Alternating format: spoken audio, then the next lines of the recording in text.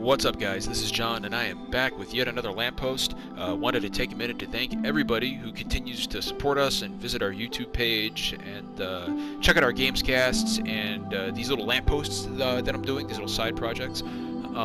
Very greatly appreciated, and we hope you guys keep coming back. I wanted to talk really quickly today about something that is very important to me, and it's actually something that I'm planning on bringing up on the Gamescast on Thursday with the rest of the crew. But for those who may not be able to tune in or may not be able to watch it, I wanted to talk about it really quickly right here at the lamppost. And I'm talking about the difference between games journalism and clickbait, and it's kind of a fine line. And I'm sure you guys have heard about the leak or the reveal of the next Assassin's Creed game, which is supposedly set in Egypt and is supposedly coming in 2017, which, to be fair, is something I think the series has needed for several years now. I think it'll greatly help because those games are becoming a bit stale, in my opinion.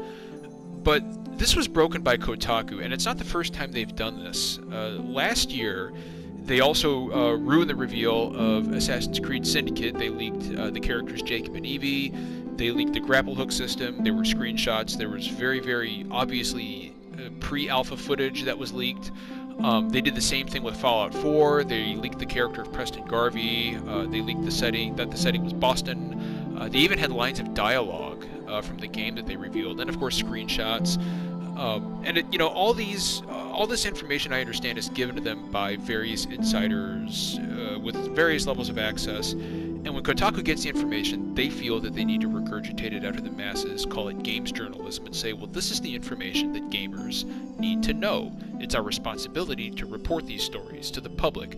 But that's bullshit. It's a smokescreen. All it is clickbait. There's a difference between ruining the reveal of a game that devs have worked very hard on for sometimes 3 or 4 years, and I'm sure we're very excited about revealing it to all of us, and massive layoffs at a dev for whatever reason, or a company saying we'll never have microtransactions in our game, and all of a sudden the next day there's microtransactions, or corruption exposed in whatever outlet or developer.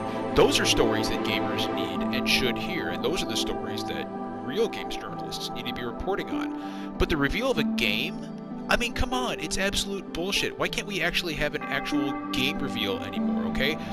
This isn't some story being broken by some whistleblower that we never would have heard otherwise. Eventually, these games will be revealed to us, and they should be revealed on whatever timetable the developer feels necessary. These are their games.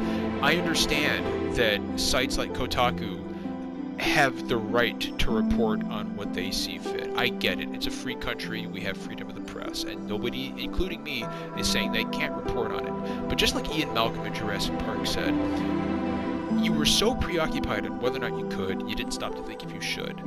And this is a problem that it's not just endemic to, or it's not just Kotaku, but it's becoming more endemic throughout gaming journalism as a whole.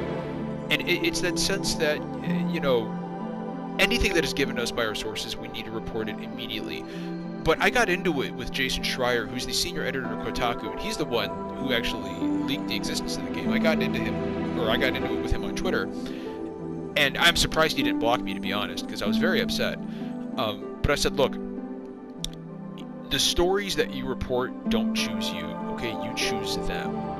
And I understand that this was something that was given to you, and I understand that this is something that you had. It was interesting, and it was a big scoop. But just because you have a big scoop, it doesn't mean that you have to talk about it. Because at the end of the day, it's not all about you. And these aren't stories that we need to hear. We'll hear them eventually. Stop ruining game reveals. And then Kotaku has the balls to complain about being blacklisted by these developers. Are you shitting me? You ruin the reveals for these games, what, 3-4 years in a row?